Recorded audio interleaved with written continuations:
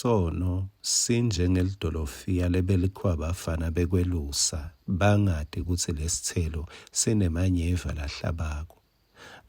Uthi makacoca lomunye ke webafana bekwelusa bebala intshontsha lelidolofiya emtini baphakamise letikipa batendele khikhi bakheke lesithelo bafake la eswini kulesikipa. Uthi wamangala masathi uyathulula phambili sebafuna kudla wabona kugcwele ingadi.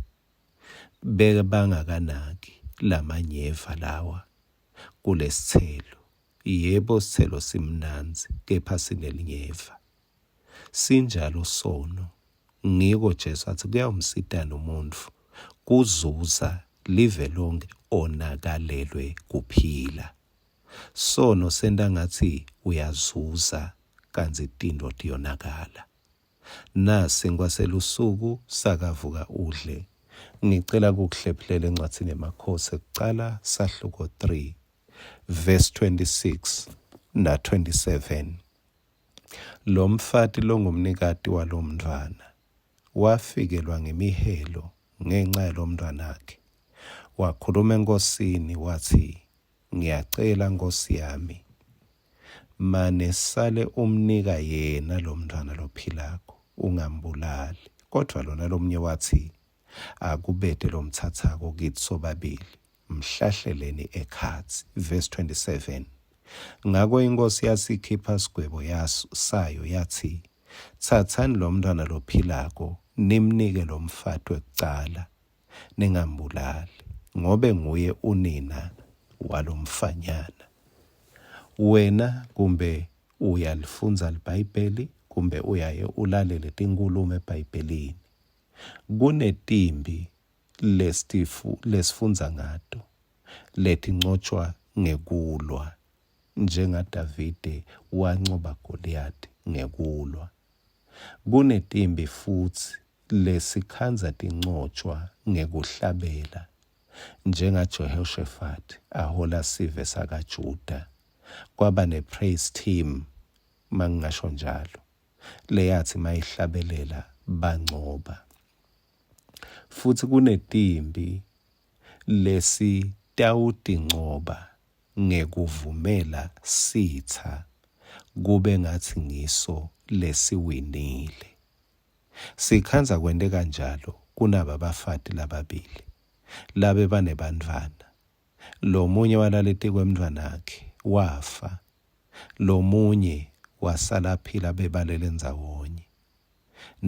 Nako sebamekisa enkosini, sebayalwa, babanga lolo philako. Lo mnikati walomntwana yena wathi hayi, esikhundleni sekuthi simbange, esikhundleni sekuthi ahlahlelwe ekhathi, ngcono athathwe ngulo make lo, noma ngati ukuthi wami, kepha ngiyamsarenda, ngiyamnikela. Kwendekane ekugcineni, ngesikhathi athi unika sitha sakhe, kuthi akube ngiso lesihlekako lesiphumelelako. Inkosi yathi gucula tintfo, kwagcina kuhleka yena, kuphumelela yena. Yebo, timbi letinengi kumbe uyatsanza ukuthi khulumela ulwe, kepha ngicela ukukutshela nako, akusito tonke timbi lotawudilwa ngekukhuluma. Futhi ngasho nekuthi akusito tonke lotawudincoba ngekusarenda, kepha lele ngikhuluma ngayo lamuhla utayincoba through surrender. Yebo, ngeke ngithi shiya nika sitha imoto yakho, noma nika sitha imali yakho, kepha ngithi tikhona timbi leti special lekumele ucele kuNkulunkulu akuphi inhlakanipho, ufunze kulwa uwine, ngekuthi wente sitha ngathi siyaphumelela. Jesu kufa wakungcoba ngekufa, wavuka ethuneni. Nawe kune kuncoba lotakuthola ngesikhathi wenta ngathi sitha sakho ngiso lesiphumelelako. Amen.